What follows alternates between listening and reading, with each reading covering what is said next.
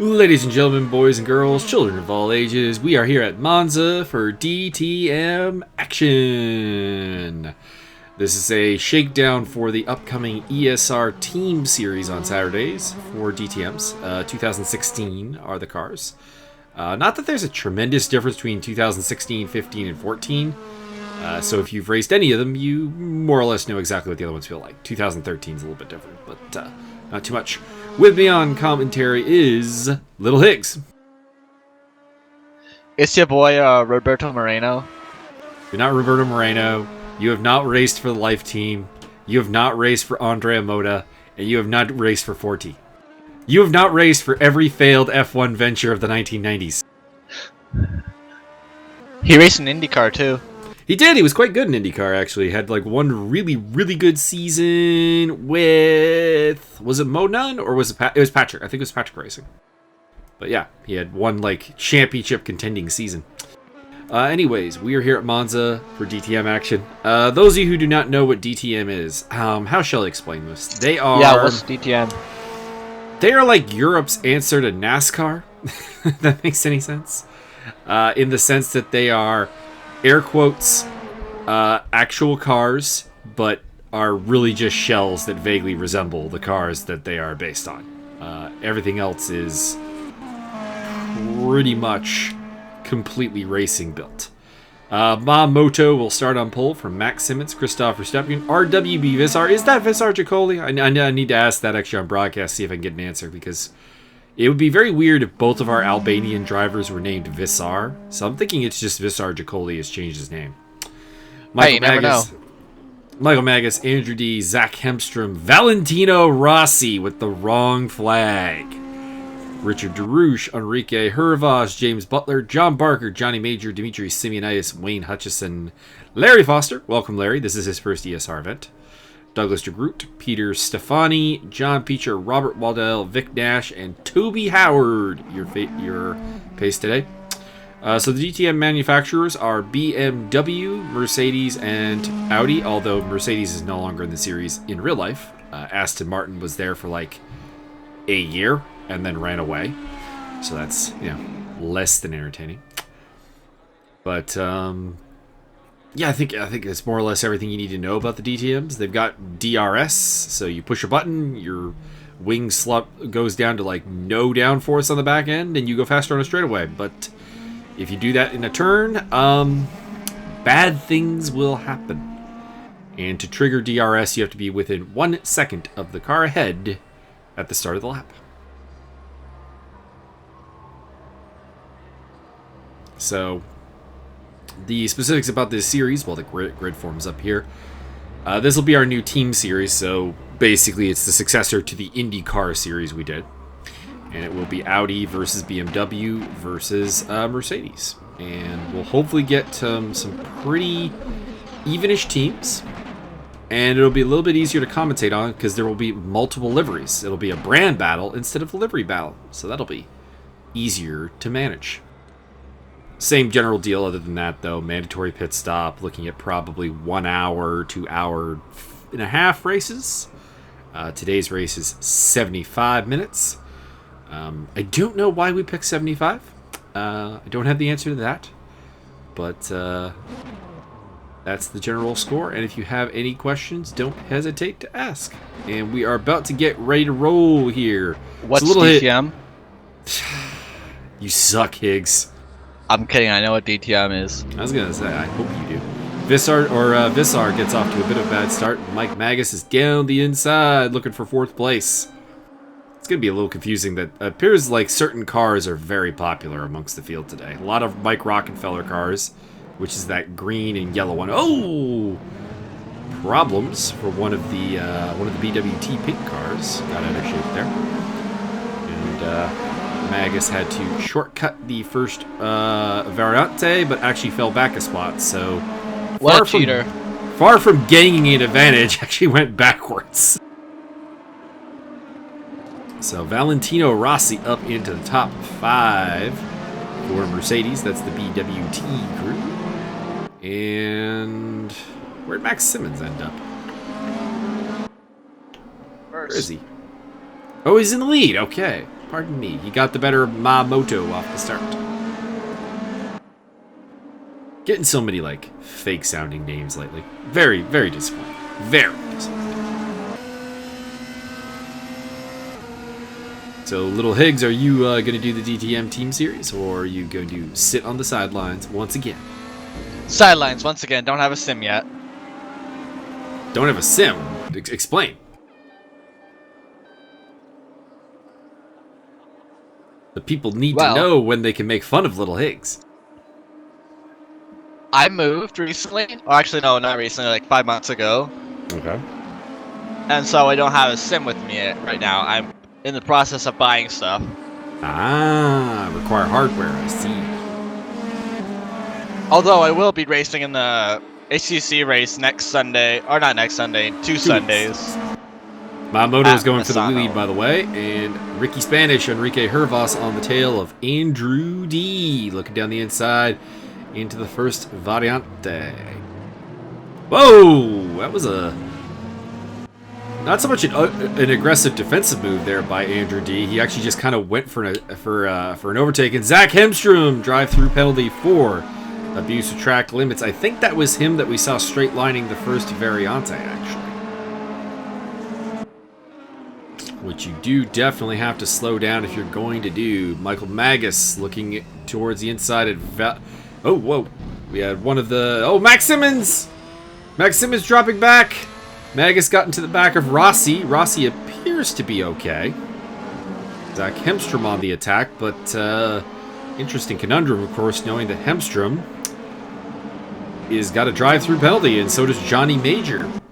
Drive-through penalty for track limit abuse. Christopher Streppen battling with Visar, with Visar. I'm gonna keep thinking I need to say Visar Jacoli, even though I don't know if that is actually Visar Jacoli. But the battle for top BMW supremacy in second place. And Mamoto is falling way back. I have no idea what happened to him.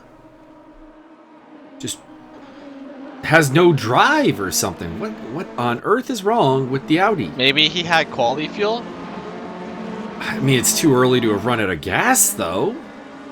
Like, even quality fuel has got to be like, what, 3-4 laps at the low side? We're only on lap 2.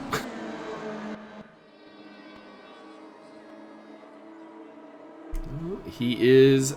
Looks like him, and it looks like Valentino Rossi's got a connection issue. That's why he's dropping around. That gap doesn't make any sense. So a bit of a disappointment here, of course, is the problem that we've kind of always had with like push to pass, DRS, and all that is when it says that people are on DRS, they're not necessarily on DRS. And when it doesn't say they're on DRS, it doesn't mean that they're not on DRS. So that's always going to be a little bit of annoyance. Richard Derouche sporting the, I think that's the Robert Wickens livery, which is a Canadian driver. There is a Canadian driver in both the BMW and the Mercedes camps, although I don't think anyone took the BMW Canadian driver car, which is Bruno Spengler's BMW bank car. It's all black. Yeah, you'd never know he's Canadian by his name. It's because he really isn't Canadian. Like, it's one of those cases where, like, races under a Canadian flag, but, like, has lived almost his entire life in Switzerland. Similar issues with, like, Nicholas Latifi and Lance Stroll. Like, you know, born to the elite of Canada, and therefore not really Canadian. Born to the elite, that's an understatement. Right.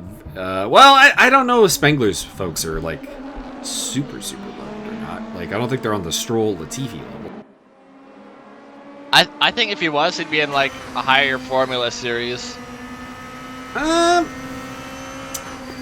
Depends. Visar going down the inside. I don't think he ever had a super license, though. That's the problem. Visar going down the inside, looking for the race lead here against Christopher Streppen, and he gets it done.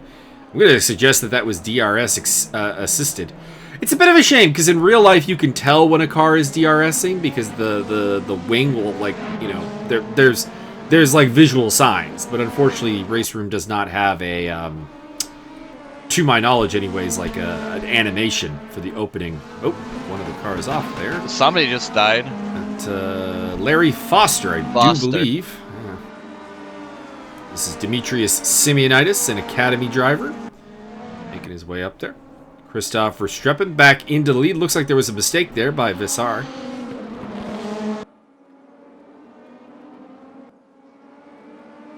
Visar is driving the, I believe that's the Marco Whitman car. And of course, the lead car of Christoph Verstappen is Timo Glock, former F1 driver, and ironically about the only F1 driver who gave DTM a shot that's actually kind of like done well. Surprisingly enough. You mean Timo is that Glock? Yes. Whoa! That was a hell of a move by Christoph Verstappen. Aggressive, and I don't know if I actually recommend it, but fantastic move. Definitely works under the case of like, it worked, therefore it's awesome, but it could have easily just been terrible and therefore been a terrible idea. That was through Variante Ascari. Very nice. A lot of F1 drivers have given DTM a shot, and it's not gone all that well. Ralf Schumacher comes to mind, Vitaly Petrov.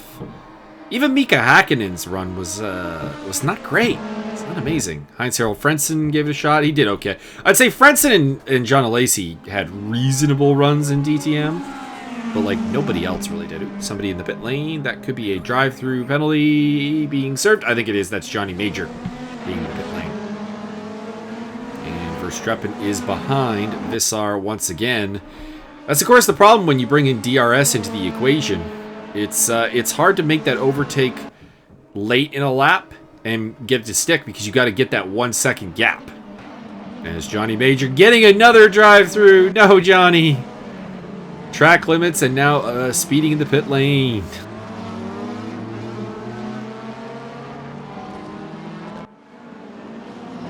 So many interesting like new faces actually out here. I've never seen Ma Moto before. He's a new face to me. Peter Stefani's a new face to me. Larry Foster's a new member of the Academy. Visar may or may not be known to me. It depends if it is Visar Dracoli or not. Wayne Hutchinson looking... Or no, this is Johnny Major. Pardon me. Looking for... Oh, Robert Waddell loses it and spins out. Max Simmons was leading the race. Had a moment.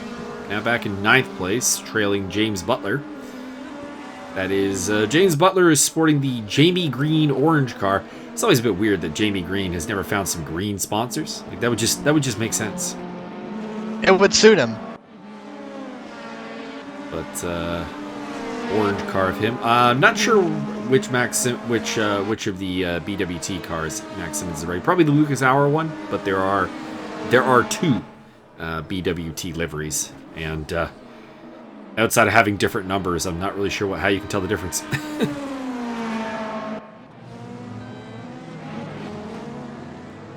Going to the inside. Thoughts and prayers. Oh, spun around car there. Looks like that was Andrew D, I do believe. Spun around in the blue and white car. Richard DeRouche on the tail of Enrique Hervas. I do believe that Richard is sporting the Robert Wickens livery. I think this is the car that Robert Wickens drove in 2016. Problem with DTM. Oh, Michael Magas slow there through the Roggia. Made a mistake. And loses 2 spots. Problem with the one problem with DTM is, of course, that like same liveries get reused year after year, and then like randomly drivers will swap liveries, and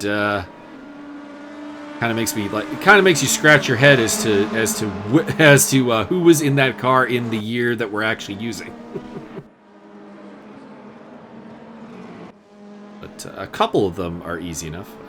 Side by side, John Barker and Mike Magas. Barker gets the better of it with a DRS assisted run through Ascari. And that puts Magas back into 6th place, but he will probably get the DRS if he can stay close enough to Barker to trigger it.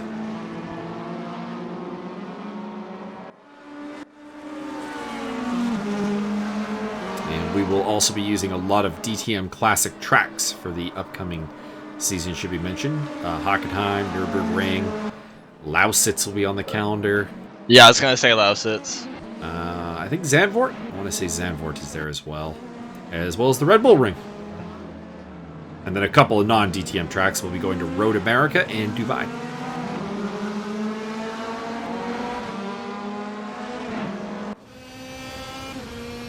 Richard Derouche tucked up under Enrique Hervas, top Mercedes, top Audi.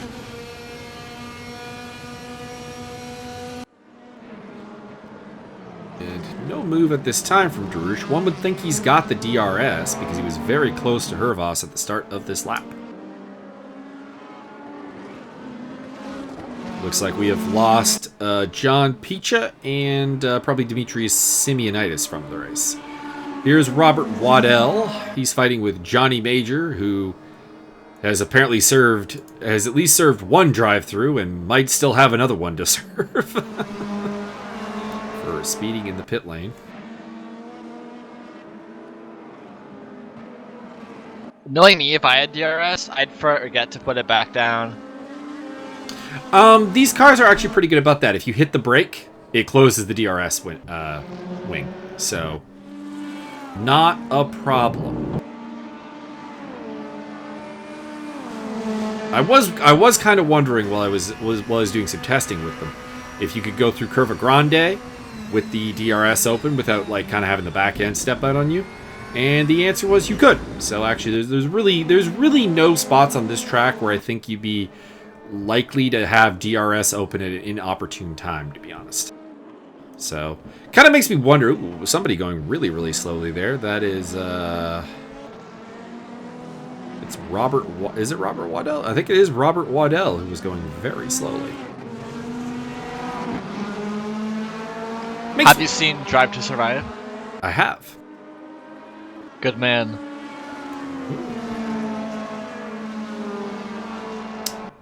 Have you seen? Oh, did you see the Josh Ravel preview video for the F1 2020 season?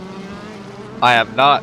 Who's that guy? He does kind of things like the Roberto Moreno bit. Basically, he does like kind of like instead of story time though, it's what the heck happened, and just largely runs down like terrible drivers. There's a Lance Stroll video, for example. He's got one on Raghunathan. Have you seen the Tombless Tale of Mahavir Raghunathan? Yeah.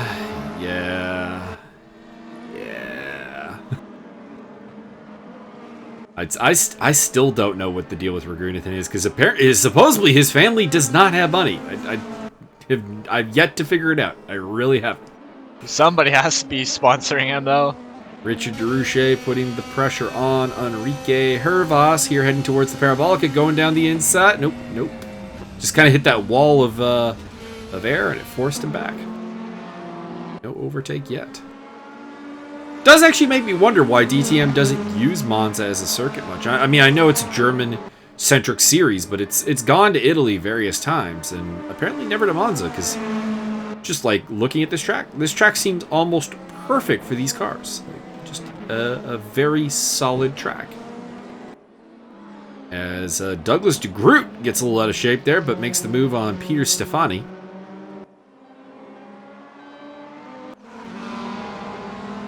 And of course, the car that Douglas is racing there, the number 100 car, was in honor of BMW's 100th year. Huh.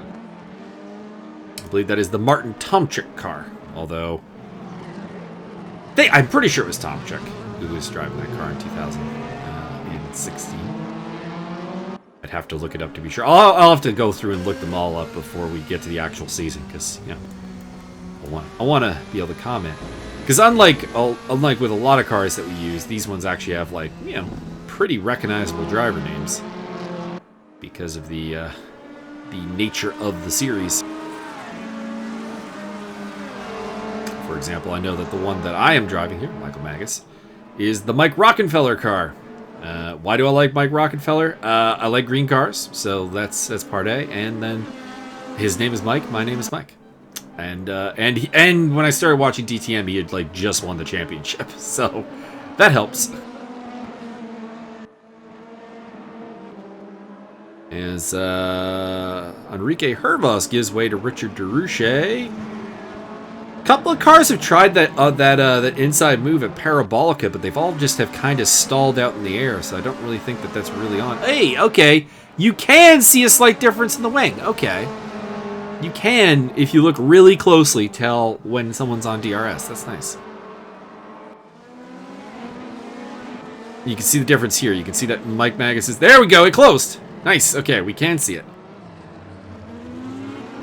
That will make commentary much easier because we won't have to speculate if someone's on DRS or not.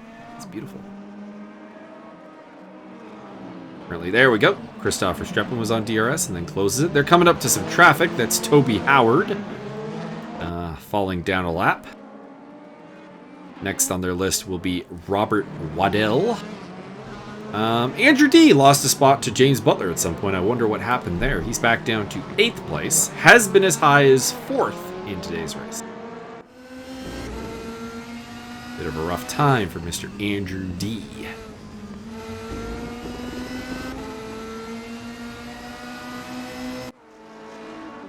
Oh, and the Silverstone video has been uploaded. Cool. I'm going to watch that later. Me too. Enrique Hervas looking to make a move. Unable to do so at this time. And held off by Richard Derouche.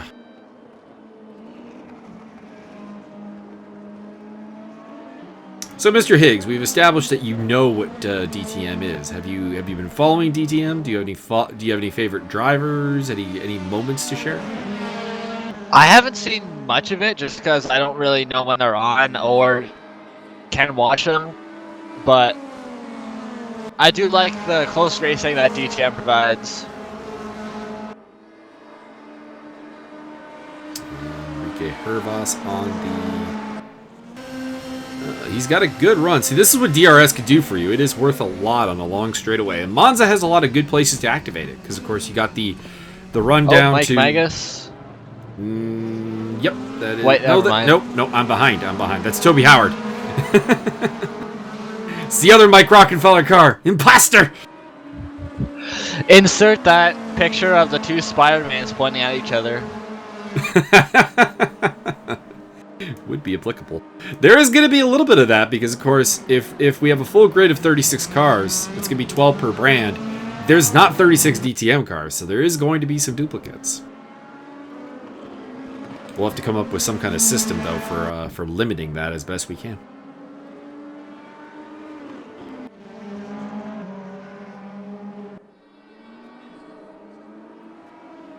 As the battle for the lead continues between the Marco Whitman car and the Timo Glock car, driven by Vissar and Christopher Streppin. Yes, is that Glock. I'm gonna make that joke a lot. It's gonna get old a little bit fast. Oh, pit window's open because the red squares have appeared beside everybody. When someone does a successfully clearing of the mandatory pit stop, that will turn green. And we will know who has pitted and who has not. Getting pretty good battles here. We got Vissar versus Verstappen for the lead. We got Derouche versus Hervas for third. And then further back, we got John Barker and James Butler quite close together, as well as Andrew D. That's a good fight going on there as well. So, oh no, Christoph! He lost it the first variante. Vissar takes the lead. I was just talking about how close that battle was. Well, I guess that means more showtime for Hervas versus Derouche.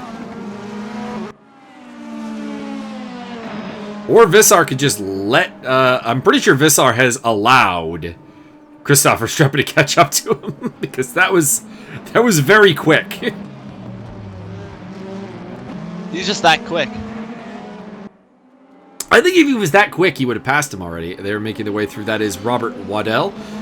First person to clear their mandatory pit stop is Vic Nash, who has been into the pits and has cleared it. Just a quick talk about these cars and how they drove. They're actually relatively light on their tires. Didn't really have much of a tire wear issue, really. And... although on the other side, they are a little bit hungry on fuel, so a little bit higher fuel rate than usual.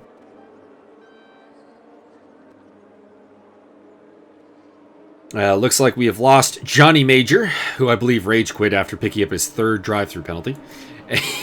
And we've lost Mamoto. I don't have a story on that one. Actually, a story of perseverance here. Wayne Hutchinson, who's down in 12th place, early in this race realized that his paddle shifters were not working. So he is having to do all kinds of effort to change gears. Enrique Hervas. Enrique, you should have stayed in the draft a little bit longer, to be honest, but he's going down the inside of Richard DeRouche. Nothing there. They're coming up to Richard DeRouche's imposter, Robert Waddell, in the other Robert Wickens Mercedes.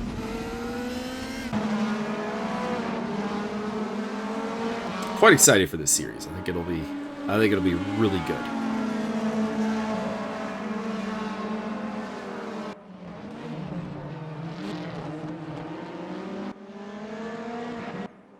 Verstappen still trailing Visar, having a good battle.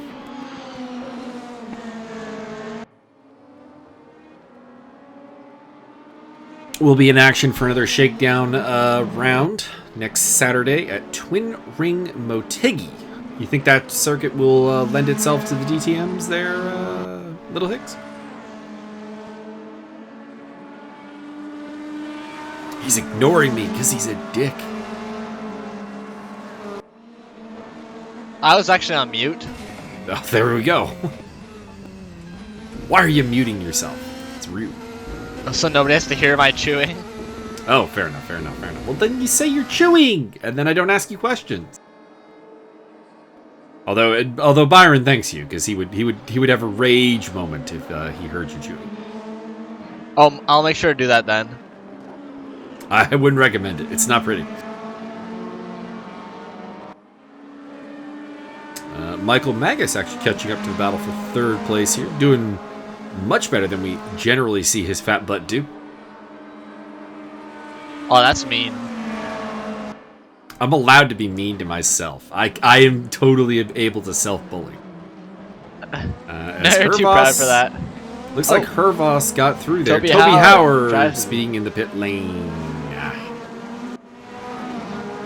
Monza's always a bit of a difficult one with the pit lane speed limiter. Who is this they're coming up to? Audi car.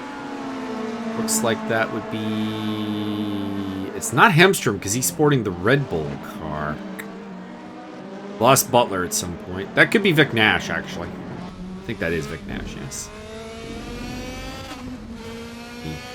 The red Audi, which I believe is Miguel Molina's car. Continuing on. Oh! Wide!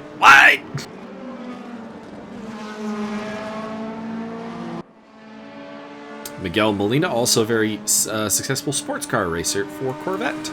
It's always been weird that some of the DTM Audi drivers race for Corvette and sports car events. Always been a bit like a bit puzzling. Nick Katzberg.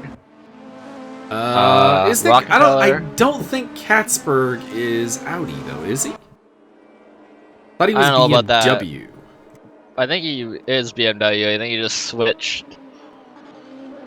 Rockefeller is the example, though, yeah. Races Corvettes in some of the big endurance events, despite being an There's Audi another one, driver. I can't remember who.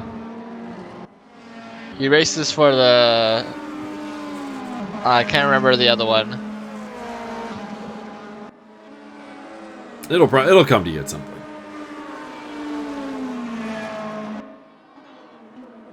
As we continue to run down the time here left in the pit window. Oh, Enrique! Enrique! No. Richard DeRouche back into 3rd place. Grande Ricardo up a spot. And Michael Magas also taking a spot there, as does John Barker. And Andrew D. So Andrew D is surging back through the pack. He's up to 6th place once again. I believe that is Maxime Martin's car in DTM, as Douglas DeGroat charging up onto the tail of Zach Hemstrom, pair of Academy drivers, pair of Academy race winners, Zach Hemstrom and Douglas DeGroat. So who are you cheering for? Between these two? Don't say Mike Magas. Well, I mean, I gotta cheer for myself. You know, Nobody loves me if I don't love me. Too accurate. Other than that, I mean, I got my usual favorites. John Barker's a solid dude, like him. Andrew D always gets some love. Wayne Hutchison, although slight spoiler with his problems with the paddles, not having the greatest of races. And of course, you know, always got to cheer for Toby Howard. Good to have Vic Nash back on the grid. Bit of a late DRS activation there from Douglas DeGroot, though. Would have gotten a much better pull out of the Primo Variante if he had hit it earlier. Mistake, if I may say so. Heads into Raja. Now he's into the two Lesmos. Oh, sorry, Lesbos. Lesmos. You're not Byron. Don't steal his joke. That was my joke. It was Byron's joke before it was your joke. Andrew D still running in, or well, not still running in 6th place because he relatively recently took 6th place. So I shouldn't say still. Trying to catch up with Jonathan Barker. Not sure. I'm actually not sure who the driver of John Barker's car is. I don't. Easy. John Barker. Well, I mean in real life DTM. That is Nico Muller's car. That's what it is. Number 51. Yes. The Playboy Bunny car. Did you know Nico Muller is Swiss? He is. And he is, in fact, sometimes has to do some soldier things. Mandatory military service in the Swiss of Swiss nationality, of course. Probably. There's a lot of Swiss drivers, actually. There's more than you would think from a country that, like, you know, you're just thinking, you don't really think of it as, like, one of the great motorsports hotbeds. Because, I mean, racing is actually, at various points, has been banned in their past. Yet yeah, I was going to say, isn't it banned? Yeah, but they still produce Stefano Camini. You've got Eduardo Martara.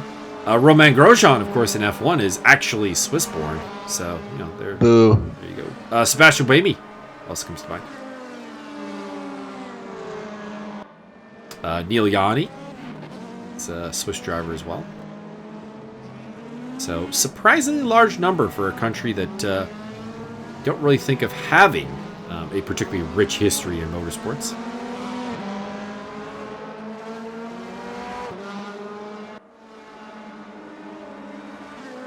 Whereas there are surprisingly few good drivers out of France, which is a country you associate with motorsports at all times. What? Really? Well, I mean, they haven't had an F1 champion since Alain Prost, so that's been, you know, a while. And honestly, they really haven't even really had a successful, like, long-term French driver since, like, Jean Alesi. I mean, I guess you could say Grosjean, who's got that, you know, the part Swiss, part French. Like, but do we really consider Grosjean a successful F1 driver at this point? I really don't. Can't even tell. But Olivier Panis' career never really, you know, it got hot in the mid-90s, but kind of really died off. Never really got going after that. And only 96. No, 97 Panis. 97 was probably Panis' best season. Multiple podiums, championship contender early in the season. Didn't he win in Monaco in 96? He did, but to be honest, the 96 season wasn't actually all that good. It was like that win, and then that was about it, really. Well, it was Ligier, so... Yeah, but 97 was with Prost, which, those who are, of course, unaware, Ligier was bought by Alain Prost and rebranded Prost. So it's the same team. And he did notably better, especially considering that the number 2 driver at the time, Shinji Nakano, one of... I don't remember. I don't think Shinji Nakano actually got to F1 by banging the daughter of Honda's boss. I don't think he was one. I think that was Takuma Sato and Tora Takagi's route to F1. if I recall the story correctly. Time to do some research.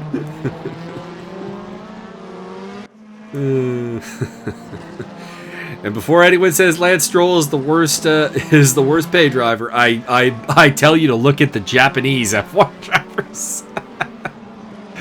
Because merit is not necessarily a thing that got any of them to F1. There hasn't been very many good Japanese F1 drivers. Takuma Sato had a reasonable career. Kazuki Nakajima. No, Nakajima was actually Nakajima really wasn't that good though, and he only got to F1 because of his dad. The original Japanese pay driver, Satoru Nakajima. Taki Inu. Oh, Taki Inu might be the worst of them all. Like that's nah. Like the only Japanese driver that I think I actually have like full-on fond memories of is Kamui Kobayashi, because he did pretty well. He also did pretty well in GP2 against like some pretty good names like Sergio Perez, Vitaly Petrov, Nico Hulkenberg, Romain Grosjean, Jerome D'Ambrosio. As Andrew D goes down the inside. Ooh. Might have overcooked it though. And yeah, he's gonna get that spot back. No, he's trying not to. He's DRSing. He's trying to hold it despite the fact that he cut the track. Wayne Hutchison, the beleaguered Wayne Hutchison. I think that's Esteban Ocon's car actually that he's driving. Yeah, go Ocon. Esteban Ocon had a partial season in DTM before getting the call up for F1 with the Manor team back in the day. When speaking of pay drivers, Rio Haryanto's money ran out, and they were like, "Well, we don't want you anymore because we really just wanted your money." And that opened up a spot for Mercedes young driver Esteban Ocon, whose F1 career has got a kind of interesting place with the spot with the Renault factory team. Yeah, I guess once I saw that your, Drive to Survive, and they started talking about it, and I was like, I know where this is going. John Barker on the tail of Andrew D. I suppose Esteban Ocon is your big French hope for the future, the next Alain Prost, if you will. What do you think of his season versus Sergio Perez? I thought Perez generally got the slightly better of him, but I think Ocon. I think Ocon easily could be better than Perez. When Perez squeezed him into the wall at Spa, that was quite dirty and not very team spirit. I agree, but Ocon had some not very team spirit moments as well. So it went both ways. And I guess what Perez has going for him is that I've seen Perez play the good teammate during his time with Nico Hulkenberg at Force India. I've never seen Ocon play nicely with a teammate, so that would be, I guess, my concern. Didn't Perez go to McLaren in like 2013? Yes, he did. I don't know. I don't remember if it was exactly 2013, but he did have a season at McLaren. Did not go very well. Like he was honestly just not ready for it at the time. Wayne Hutchison going down the inside of Peter Stefani. Can he get it stopped for the first variante? He can. Wayne Hutchison is up to 8th place.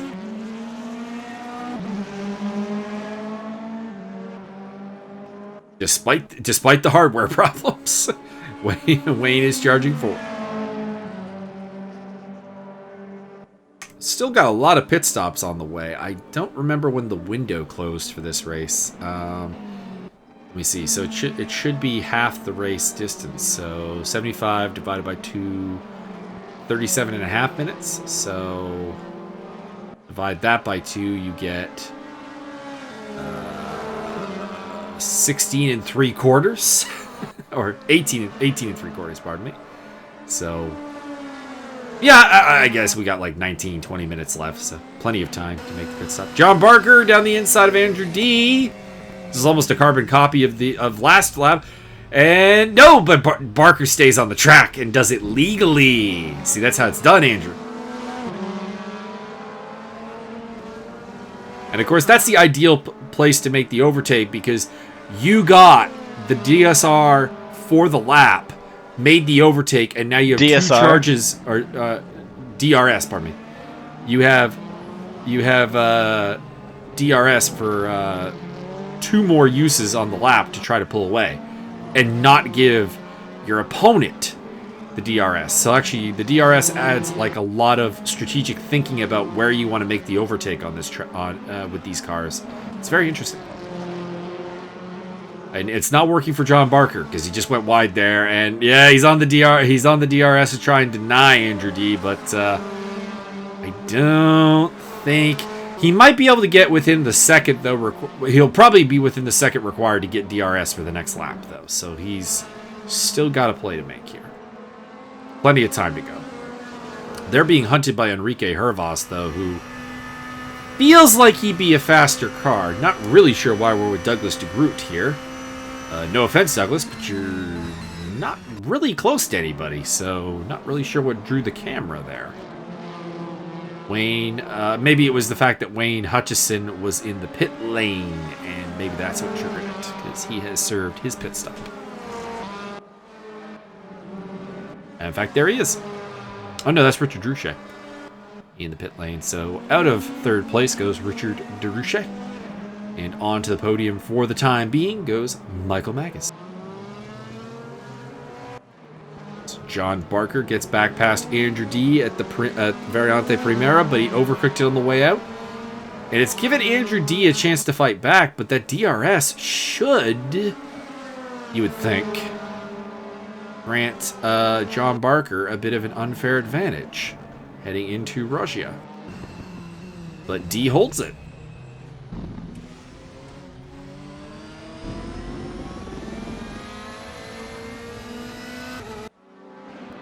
So Andrew D out battling Britain's John Barker for the time being for 4th place. Been a while since we've seen Andrew D, but he was a top candidate for the Aquila Series, and hopefully we see him in the DTMs doing quite well.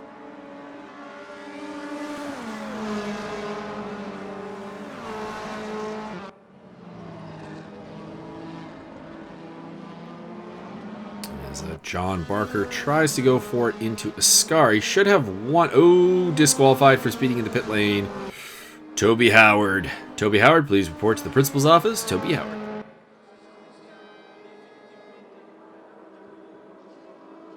Douglas DeGroat goes into the lap.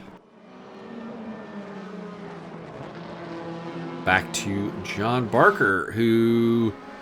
Now, the problem here for Barker is he's still within a second, so he's okay. He's only 0.6 back, so he'll get the DRS again for yet another lap.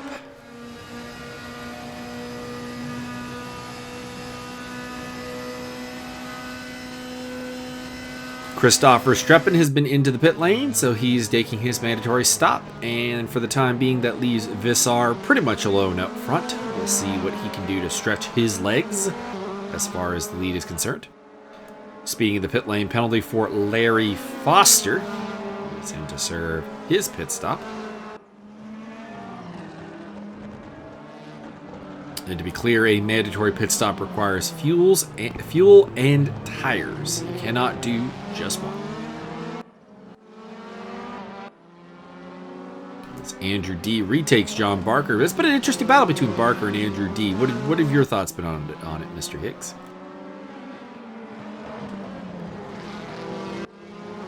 Whoa! My thoughts on it right now are that John Barker lost control of the car there. He's going to lose a spot to Enrique Hervas, who zips past in the Audi. Ooh, close racing going on here. And a drive limit for track limit abuse for Robert Waddell.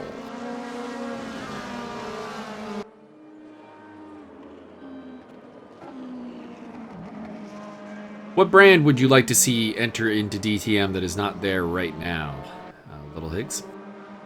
Citroen. You know what? That's not a bad idea. I could totally see Citroen working. My thought was Alfa Romeo would be a good option. Actually, that'd be pretty sharp. Andrew D hits the pit lane. I think Mercedes should. Well, Mercedes was there and is left, so I doubt we'll see them back. The only real German brand that would make any sense would be like Opel coming back, because they were there a while ago, but I don't think that they have. In like the 90s, weren't they? Into the 2000s as well for a little bit, but don't really have. They wouldn't really have the budget, I don't think, to really make that happen. So you'd have to go for outside of Germany. Oh, contact between a Timo Glock looking car and a drive-through penalty for the race leader, Visar.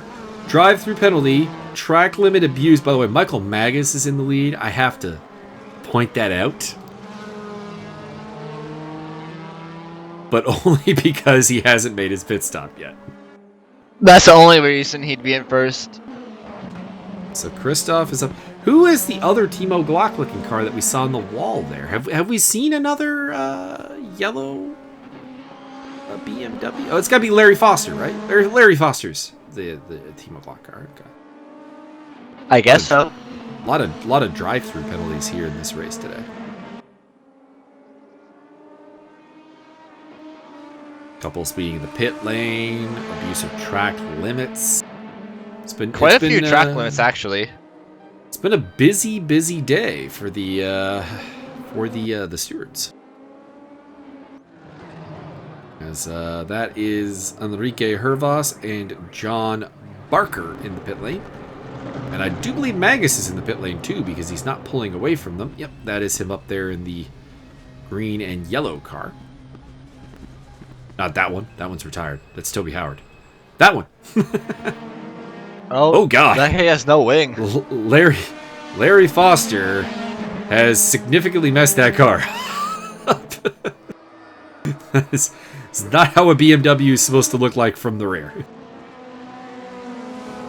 So Visar back into the lead, but he's got a drive-through penalty for abuse of track limits.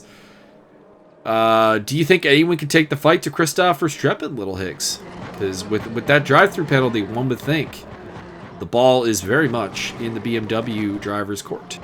Oh, for sure.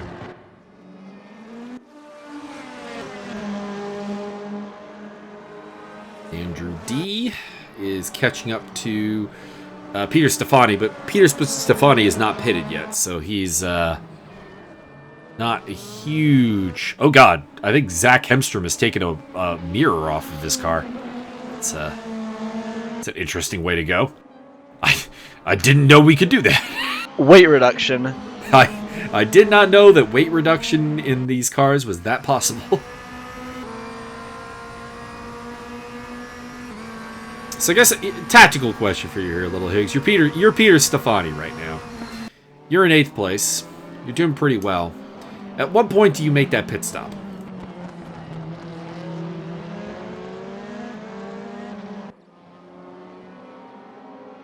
Because as you get caught up in the traffic, it's going to slow you down fighting with people who you're not really racing.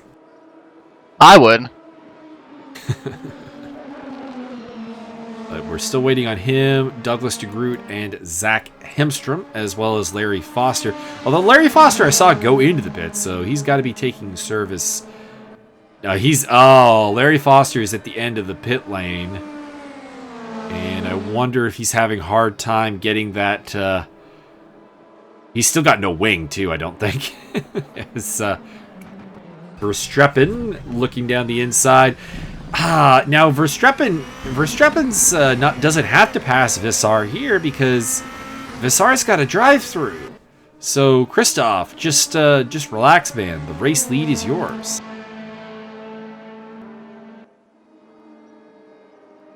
And I know this is a race that doesn't count for points. You know, fight for the win as he goes for the inside there of Rajia and takes the lead. But we know that Christoph Verstappen in the past has had a history of being a little bit over-aggressive. This might have been a good chance for him to like just relax and let the drive-through get served and take the lead that way. But he gets the job done. Because it's not like there's anyone close to him. Richard DeRouche, who's in 3rd place right now, is 11 to 12 seconds behind this pair and really isn't a factor as far as they're concerned.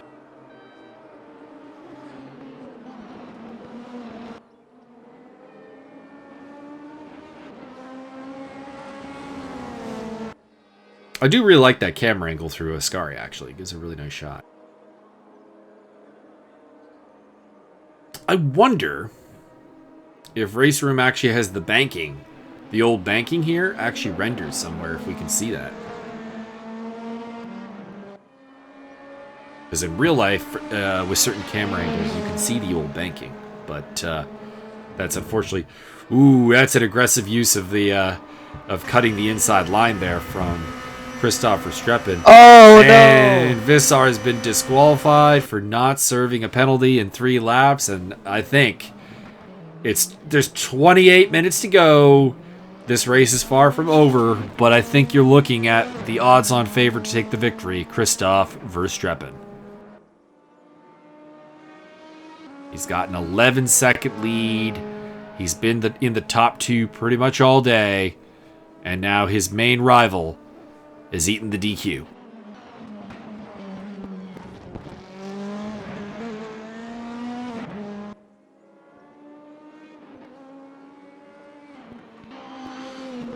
Just a quick note, Douglas de Groot and Peter Stefani still yet to serve their pit lane stops. They do have time.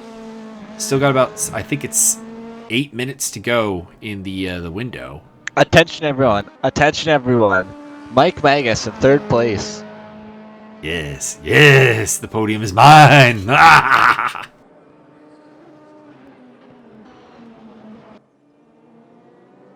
Christoph Verstappen still in the lead. And unfortunately, no one's really fighting on the track right now. Everyone's kind of spaced out.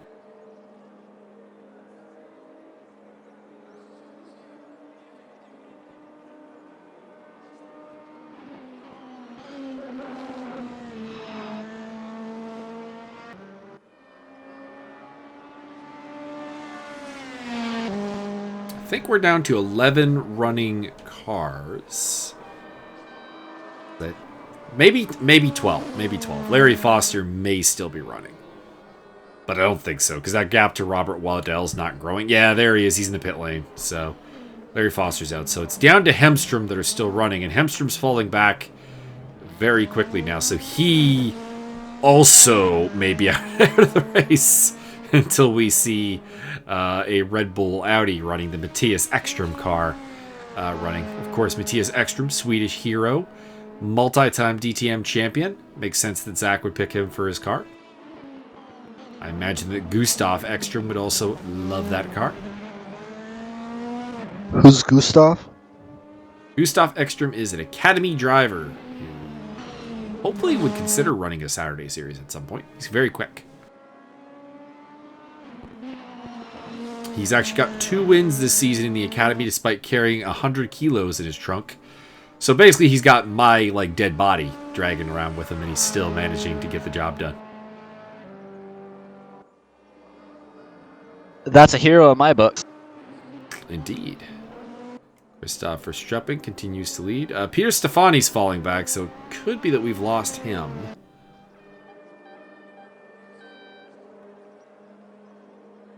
Although, or you know what that is? That smells like a connection issue, actually.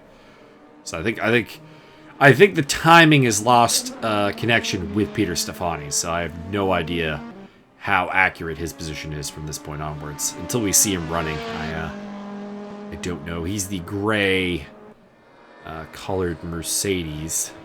That might be him in the pits, actually, unfortunately. So he may in fact be out of the race.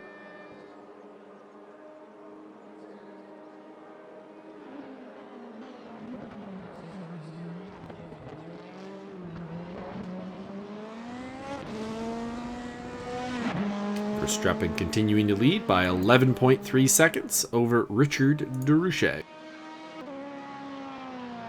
I thought it was Richard Derouche. He has never corrected me one way or the other, so.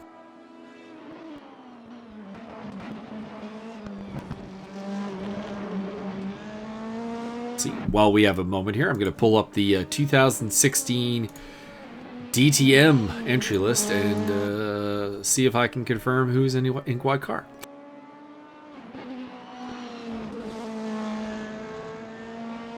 As the camera is in love. The camera loves you, Christoph. Keep it going.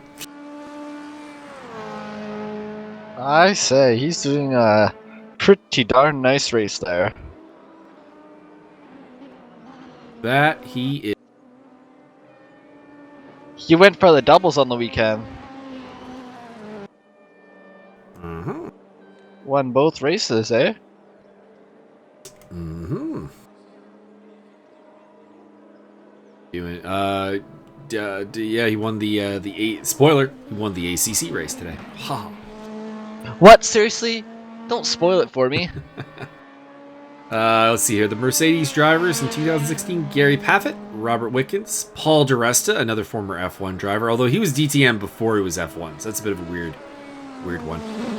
Mauro Engel, Lucas Auer, Eduardo Mortara. So Edo Mortara is the other pink car. So there's the answer to that question. It's him and Lucas Auer, who are the BWT cars. Oh wait, I'm in the wrong year. I'm in 2017. Hang on. Back up one more year. There we go. Oh, Jesus Christ.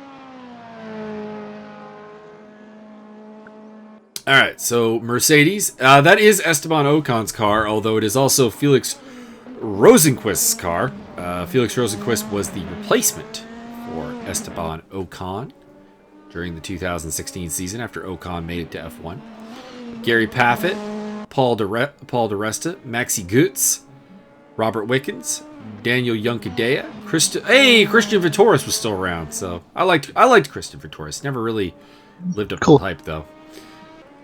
Lucas Auer, and then for Audi it was Edo Mortara, Matthias Ekstrom, Timo Scheider, Mike Rockefeller, Miguel Molina, Nico Muller, Adrian Tambe, and Jamie Green. Additionally, Rene Rast. Jamie Orange.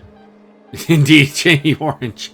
Additionally, Rene Rast actually ran 2 races for Audi. He was their substitute driver. He replaced, I think it was an injured Adrian Tambe for one round, and Matthias Ekstrom was going for the World Rallycross title, and it was a conflicting schedule with DTM. So Audi was like, "You're not going to win the DTM title, so yeah, go ahead, go do the Rallycross, and we'll put Rene Rast in the car." Didn't Rast win the next year? Was it the next year or the year after? Who was the champ? It was, yeah. Rene Rast in his first full season in DTM was 2017 champion. And recently won in 2019, if memory serves. Bam, bam, bam, bam.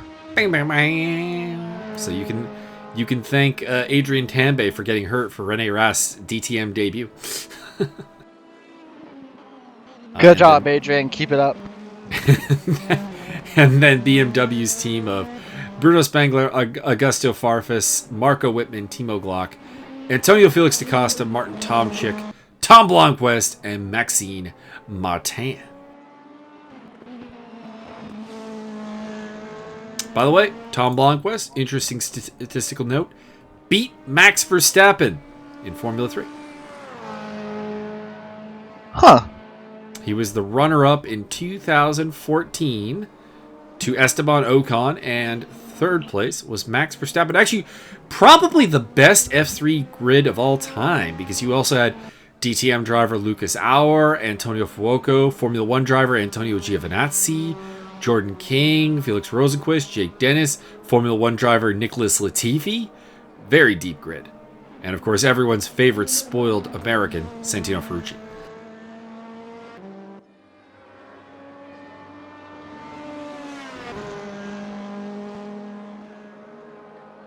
And the biggest hope for a female in F1, Tatiana Calderon. Yeah, she's not getting there.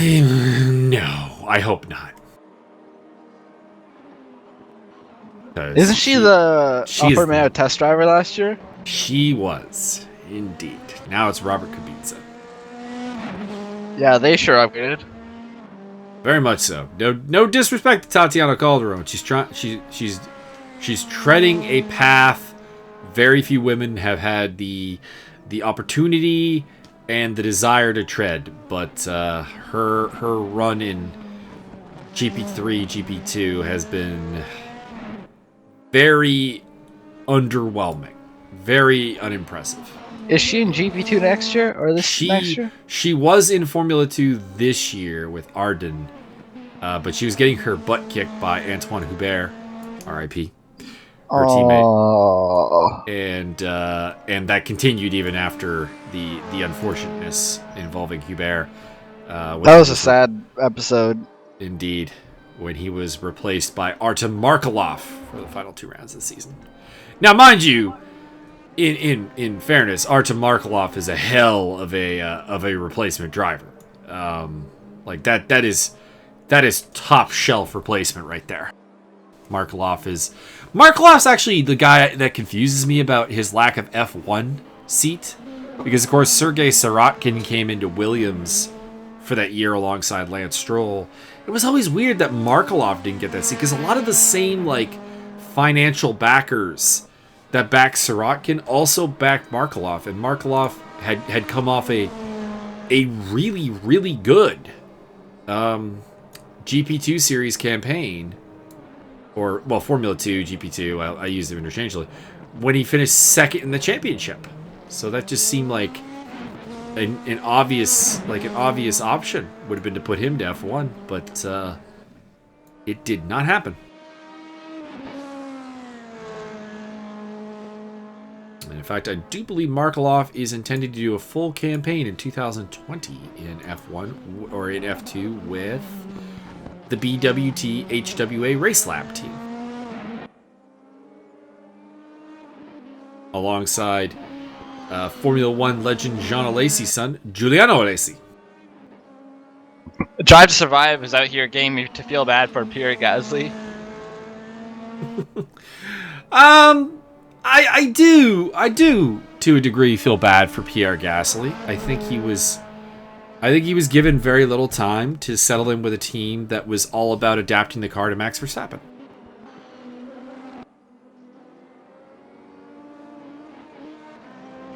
Realistically, Red Bull's just out there trying to find a good number 2 driver for Max Verstappen.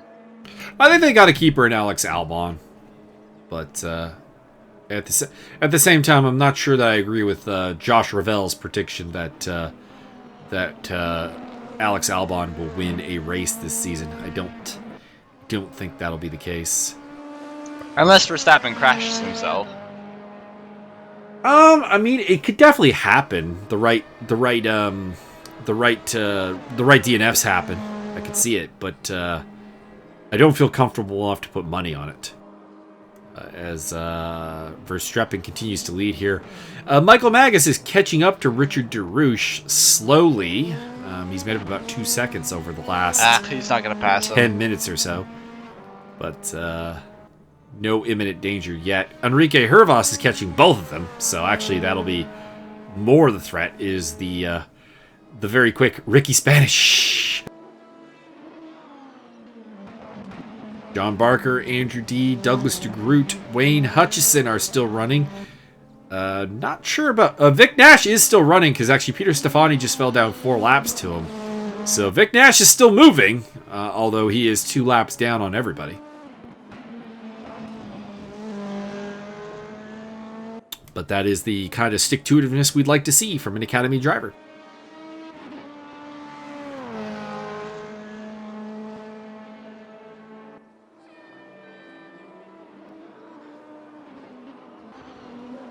So what car would you drive, Mr. Higgs, if you were in to join this series? I'm liking that BMW Red Bull car. The Marco Whitman mobile.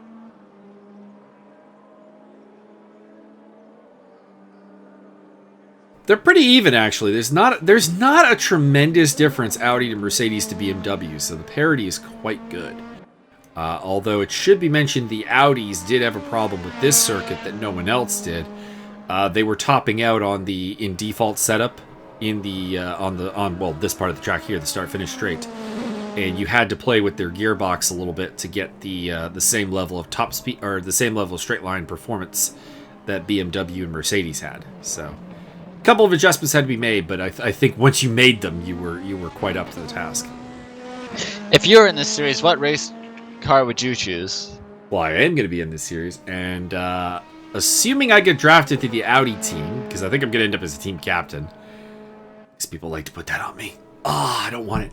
Don't want the responsibility. But if I'm Audi, I'm going to be racing the number 99 Mike Rockefeller car, which is the one that I'm racing in this particular race here, the green and yellow car. Really like it. If I end up at BMW, I will probably go with Bruno Spengler, the BMW bank car, because, you know, Canadian driver. And if I end up at Mercedes, again, Canadian driver, Robert Wickens.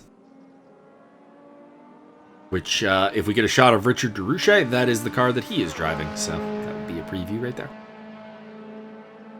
The camera loves you, Christoph. It's a camera. She loves you, Christoph. It's all good. Variante Ascari. Oh, cut track there. I think a lot of people were cutting the track there, so I wouldn't too much worry about it. Let's see here. My backup plan, if I don't get the cars I want, would be... I don't really know what my backup plan at Mercedes is. I don't really super care for any of the Mercedes liveries, so... I like the blue and yellow Mercedes one. Yeah, the Gary Paffett one. That one's not too bad. I could see that being popular. But if I can't get Robert Wickens, I don't really care. At Audi, my backup might actually be the Jamie Green orange car. Like it really is plain. Like it's all orange. Like that seems boring, but it does look good and it does stand out in a crowd. So there is that. Or Timo Scheider, because I do really like Timo Scheider as a driver, and I hope he gets a more competitive car in World Rallycross this season, because and those who are not watching World Rallycross, get on that. It is awesome.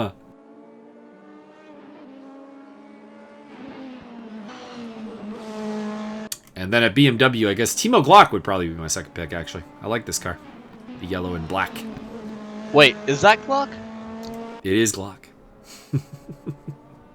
Where does that joke come from, anyways? Actually, I've never been privy to actually what the inside joke on that is.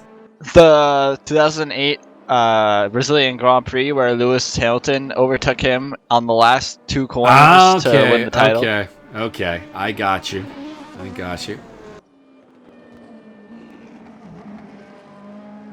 And won the championship because Timo didn't resist him. He just fell off quick in that race.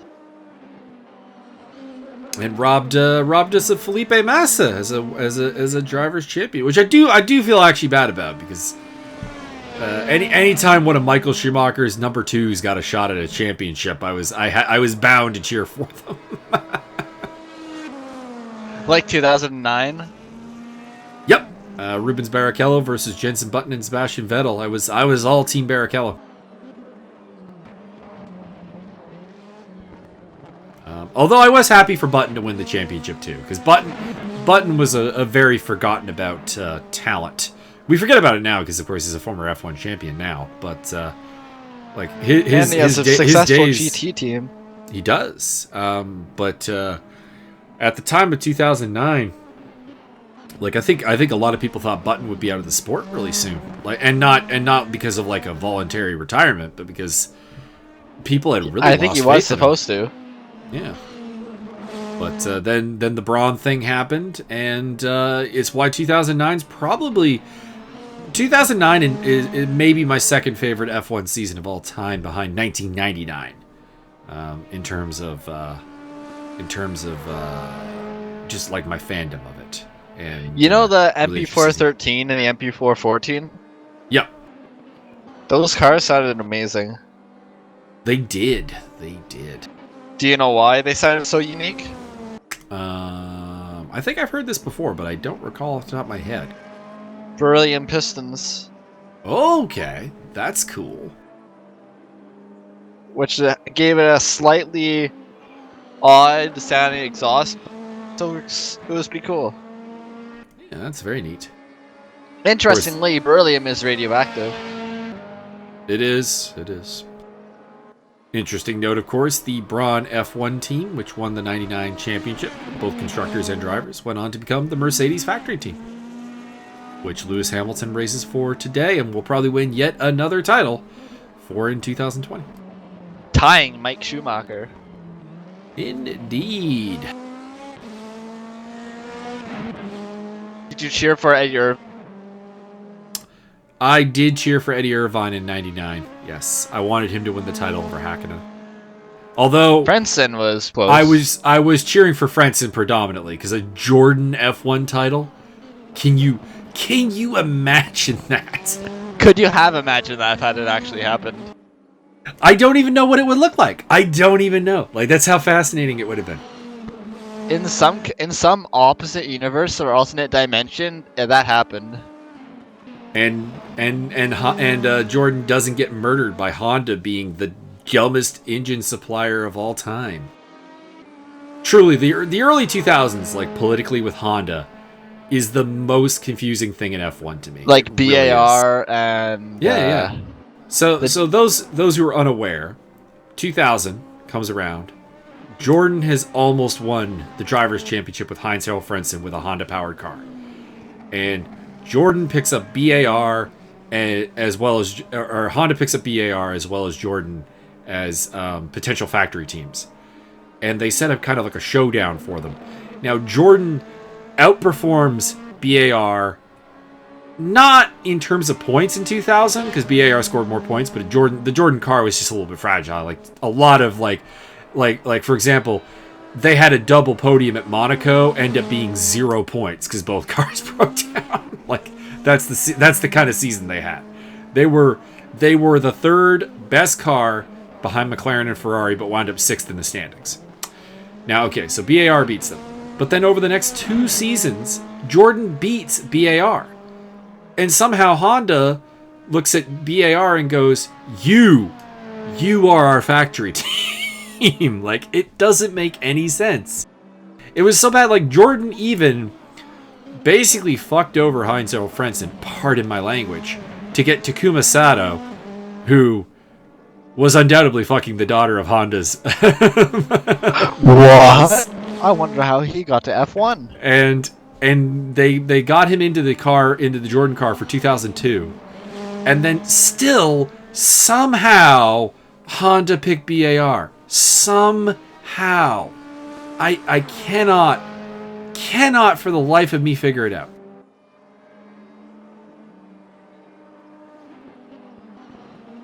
Also cannot figure out why Jordan screwed over Heinz-Harald Frentzen to get Sato a seat, because like the story I've always been given is like they had to get rid of Frentzen to make room for Sato, but it didn't really make any sense because Jarno Trulli, the other driver at Jordan, left at the end of the season to go to Renault.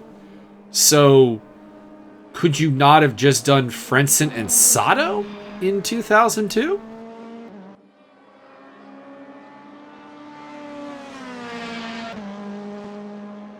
Like, that was probably actually when I stopped being a Jordan fan. I kind of re-picked them up when they give Nick Heidfeld a chance at life.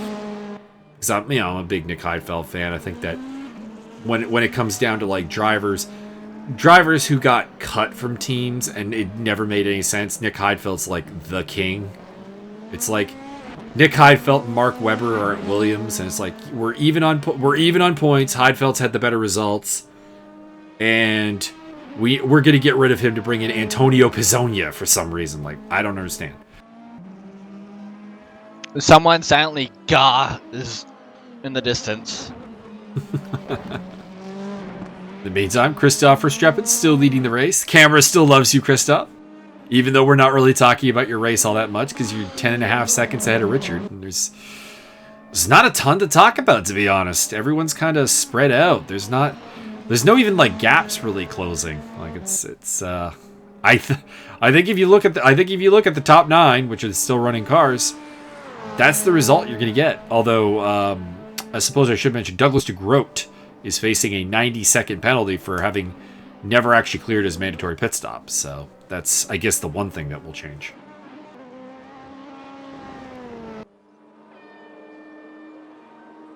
Unless somebody makes a sizable error, this is the order that we have.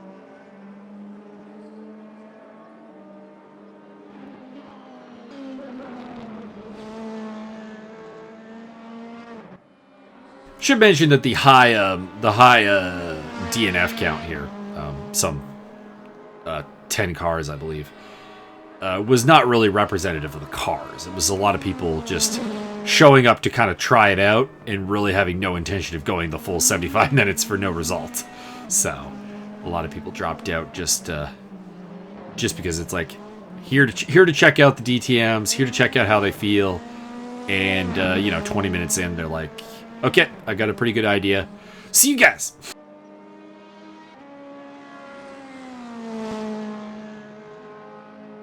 Also, I think guys like Hemstrom DNF just after, getting drive-through penalties and stuff like that, because if there's no result on the line, are you really going to drive around on your own after serving some drive-throughs? Probably not.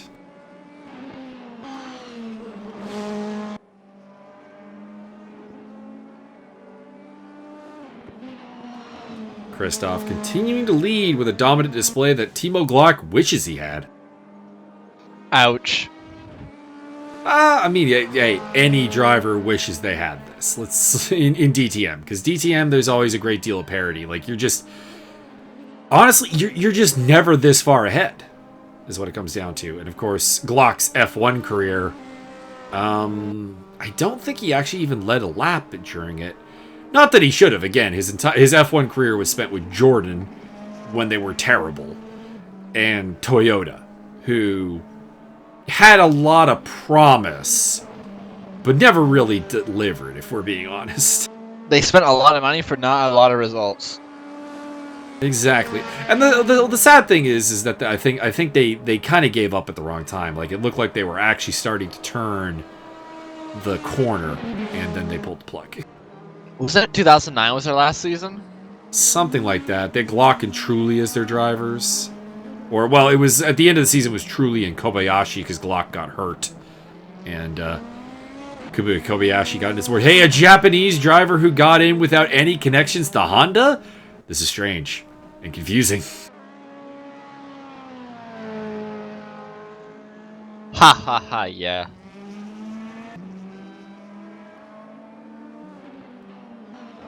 As Christoph Verstappen continues to lead the way here, heading through Rajia. On the last lap? Yep. No. Lesbos. Stop it, you. The Italians will tune out. We have a solid 3 viewers.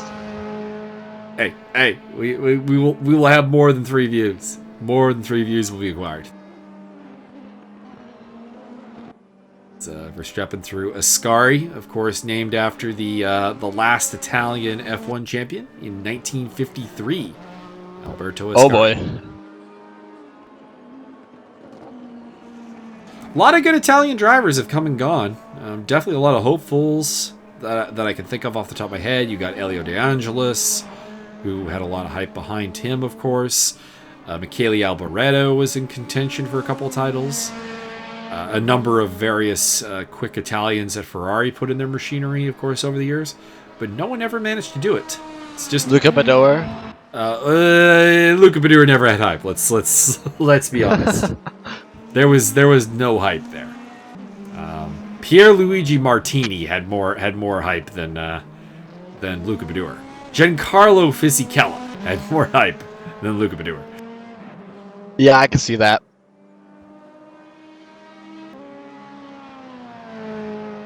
Giancarlo Fisichella is an interesting guy as well. He's a guy who screwed his own career over. He had opportunities to join better teams, but was like saving himself for a Ferrari seat. That just it came eventually, I guess, but for the longest time he was turning down some pretty hefty jobs until like Renault came knocking, and I guess at that point he had finally given up on the idea of being a Ferrari driver, and took of course a factory seat alongside Fernando Alonso for 2 in world 2006.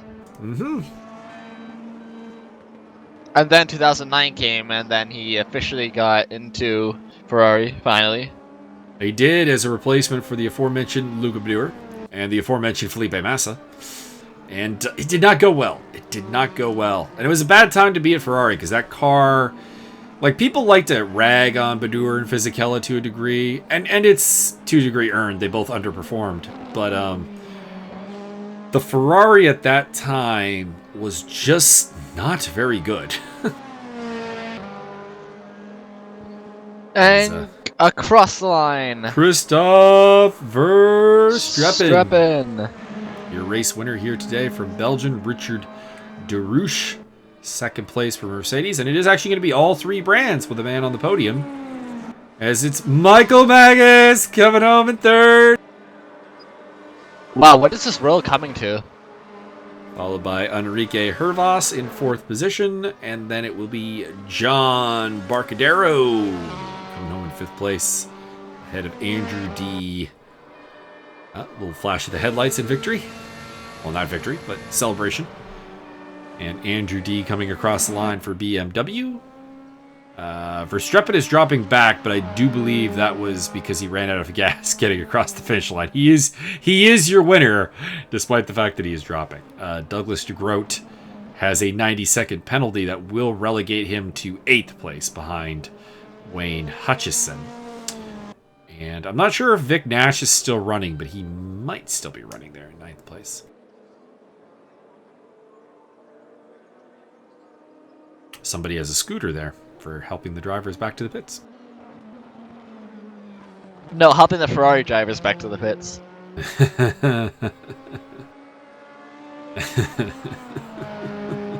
Or the Italian drivers. There's a remarkable lack of success for Italian drivers at Monza. There goes Douglas de Groot. And here is Wayne Hutchison. Vic Nash is still running. That's him behind Wayne Hutchison there.